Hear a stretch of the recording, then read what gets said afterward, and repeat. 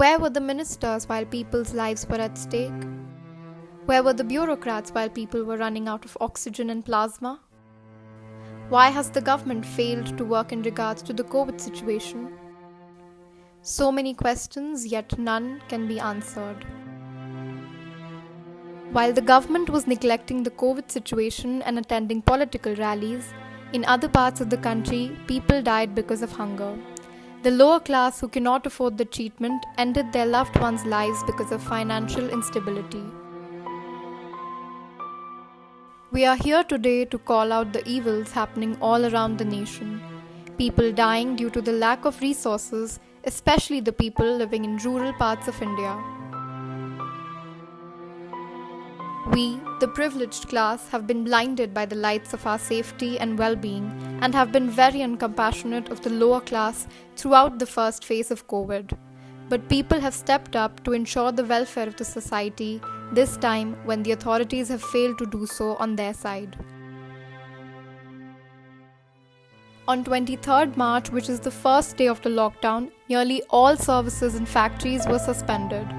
People were hurrying to stock essentials in some parts.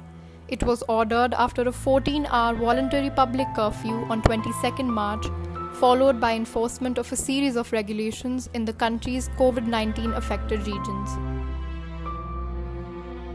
Lockdown had been such a bad decision towards the migrant labourers who live hand to mouth and earn on a daily basis. Lack of planning by the government led to the increase of COVID cases because of the movement of migrants from urban areas to their native villages or towns. People didn't just die because of hunger, poverty, or oppression. They died due to a lack of constitutional machinery.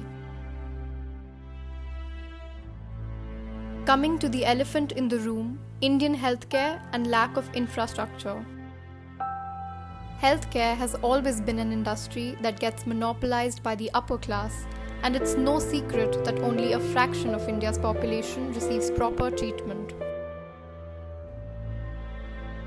People with deep pockets have also struggled in this pandemic.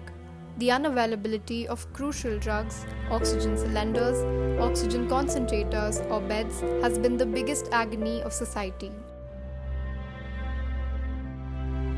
75% of our hospitals are located in urban areas. It is past time for a system to be designed to hit the country's rural areas. Village homes lack oximeters and thermometers.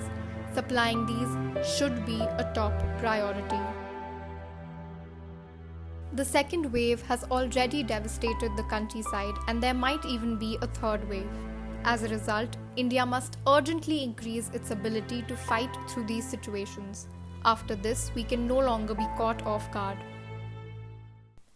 Moving on to vaccination and all the confusion surrounding it. Daily infections are shooting up in the Indian countryside in comparison to big towns where they have slowed down after last month's surge. Free vaccines are administered by the government, but the wait extends endlessly.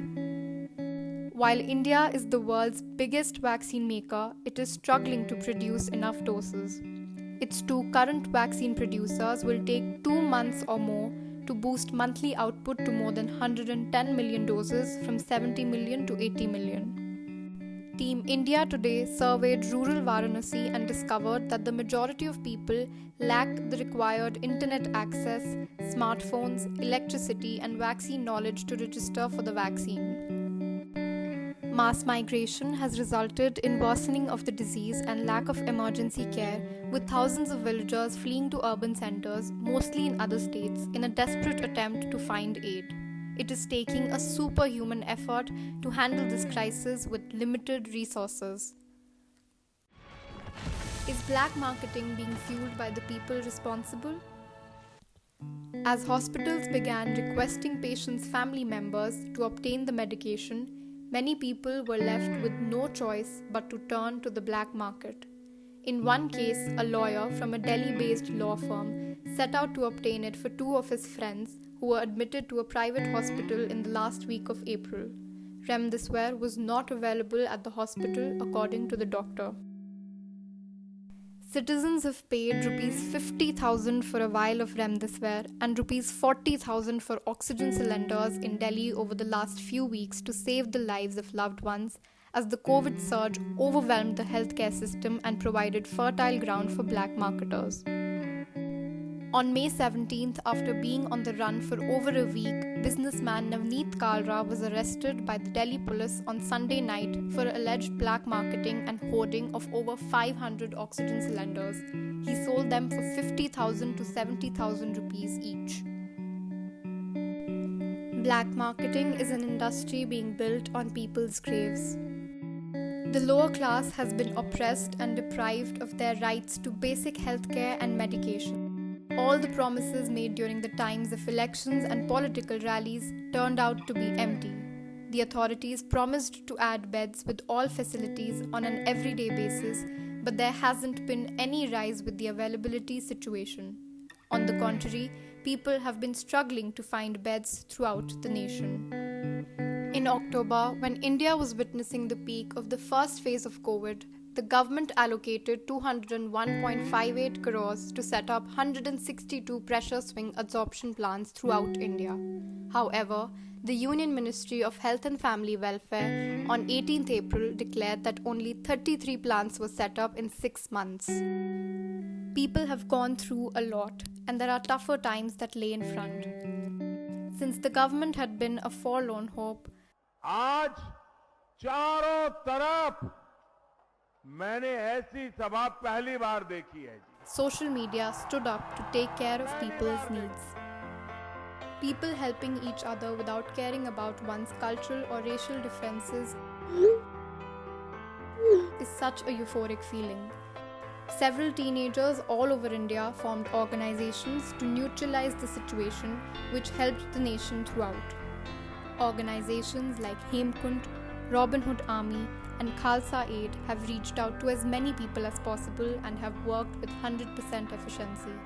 The pandemic should not break down the spirit of humanity that binds all of us together. Therefore, for the country, each of us should make some effort to help or support the ones who are working hard day and night just to hear they are safe or thank you for saving their lives.